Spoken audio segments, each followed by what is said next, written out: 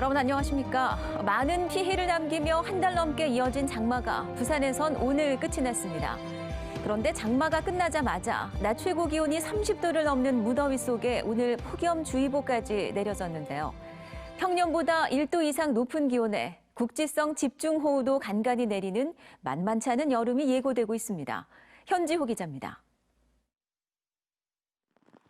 올해 장마는 지난달 24일 시작해 한 달 넘게 이어졌습니다.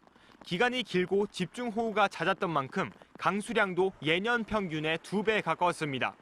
기록적 폭우로 지하차도가 물에 잠겨 3명이 숨지는 등 인명피해가 났고 산사태, 축대 붕괴도 잇따랐습니다. 많은 피해를 남긴 장마가 끝나자마자 부산 지역엔 오늘 올여름 첫 폭염주의보가 내려졌습니다.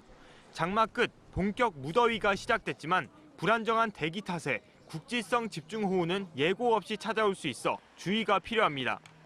중부지방으로 올라간 정체전선이 다시 남하할 수 있는 유동성이 큰 상황이기 때문에 갑자기 많은 비가 쏟아질 수 있다는 겁니다. 정체전선이 중부지방으로 북상하면서 부산은 장마철에서 벗어나겠지만 이후에도 대기 불안정에 의한 소나기나 기압골에 의한 비가 올 것으로 보여서 장마철 잇따른 집중호우로 도심 지반이 약해져 있는 만큼 갑작스런 비로 추가 피해 없도록 안전사고 예방에 주의가 필요해 보입니다. 본격적인 무더위가 예고되는 부산의 8월 기온은 평년보다 1도 이상 높겠고 8, 9월 폭염 일수는 평년과 비슷하거나 많을 걸로 기상청은 내다봤습니다. MBC 뉴스 현지호입니다.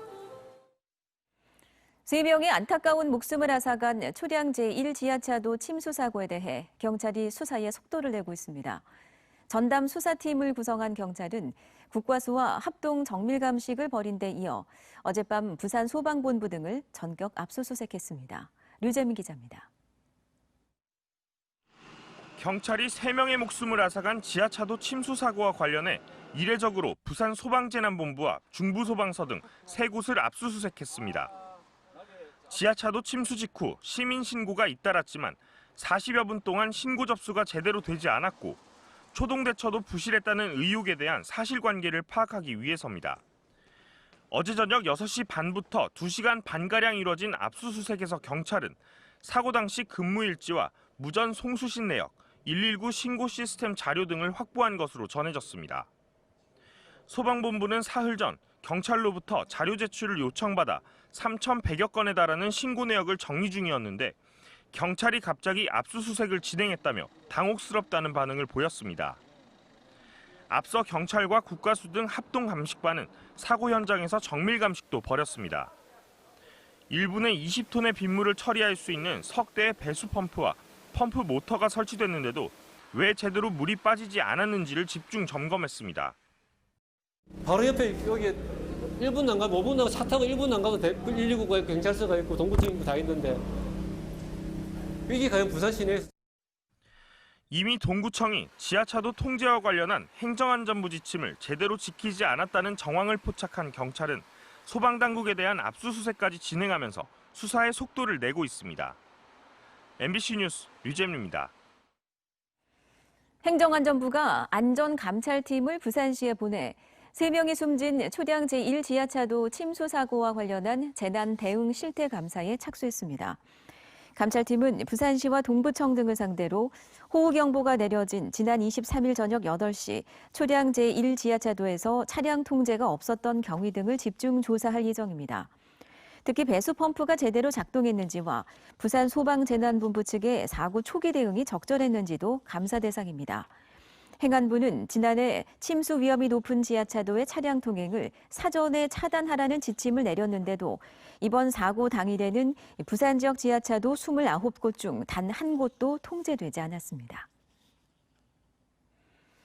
더불어민주당의 새 당대표를 뽑는 전당대회를 앞두고 이낙연, 김부겸, 박주민 후보가 오늘 부산 MBC에서 후보자 초청 토론회를 갖고 동남권 관문공항 등 부울경 현안에 대한 소신을 밝히며 지지를 호소했습니다. 조재형 기자입니다. 더불어민주당 새 당대표 후보로 나선 이낙연, 김부겸, 박주민 후보가 부울경 주요 현안을 놓고 집중 토론을 벌였습니다.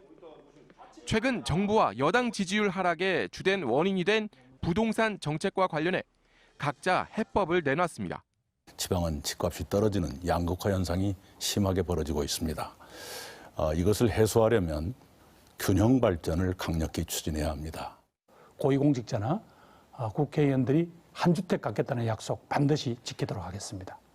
결국은 부동산 가지고 돈 버는 시대는 끝났다라는.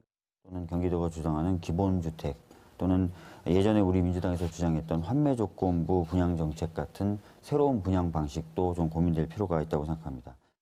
침체된 지역 경제와 관련 지역 균형 발전 문제 등을 두고 격론이 벌어졌습니다.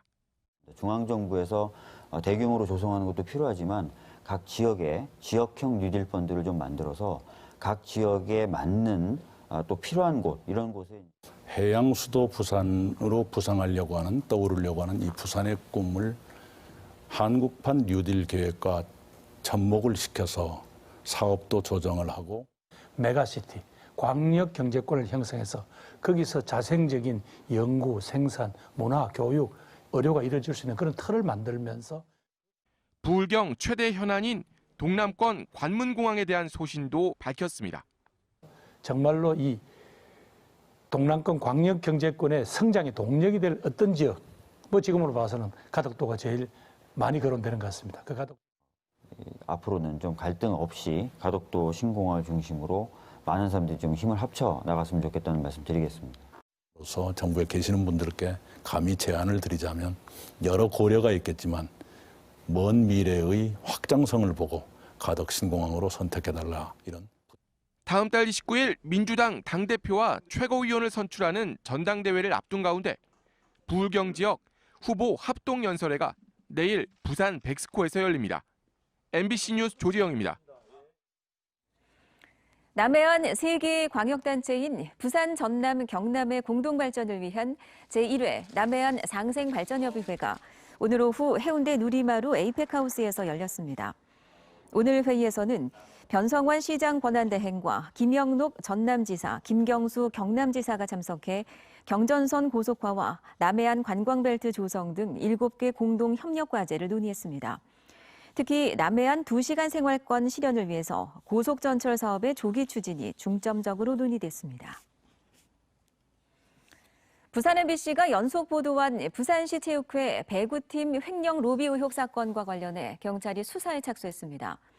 부산경찰청은 오늘 선수들의 훈련비와 대회 우승상금, 출전비를 걷어 사적으로 사용한 혐의 등을 받는 배구팀 감독 47살 A씨에 대해 수사에 착수했습니다. 경찰은 선수들에게 거둔 돈을 A씨가 시체육회 고위 관계자의 로비 자금으로 썼는지 여부에 주목하고 있습니다. 장인화 시체육회장도 체육회 고위 관계자가 장 회장 몰래 대한체육회의 감독 징계 요구에 2차례 이의를 제기했다 부실 조사로 기각된 건과 관련해 경위 파악과 대책 마련을 지시했습니다. 해양수산부는 직원 채용과 업체 선정에 부당 개입했다는 의혹을 받아온 주강현 국립해양박물관장을 해임했다고 밝혔습니다. 해수부에 따르면 주 전 관장은 지난해 경력직 사원 채용 과정에서 심사위원에게 특정인에 대한 취업 청탁을 부탁하는 등 시험 절차에 부당하게 관여한 것으로 확인됐습니다. 또 주 전 관장은 전시 행사를 위해 특정 출판업체와 계약을 진행할 때 해당 업체에 유리한 조건을 제시해 박물관에 손해를 끼친 것으로 알려졌습니다. 오늘 낮 12시 40분쯤 낙동대교 사상구 방향 중간 지점에서 1톤 화물차가 차로를 변경하려다 대형 트레일러와 충돌했습니다.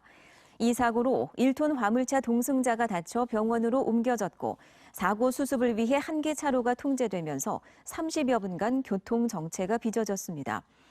앞서 오늘 오전 9시 반쯤엔 해운대구 석대고가교에서 승합차가 승용차를 들이받은 뒤 다시 화물차가 승합차를 추돌하는 3중 추돌 사고가 발생해 운전자 3명이 부상을 당했습니다.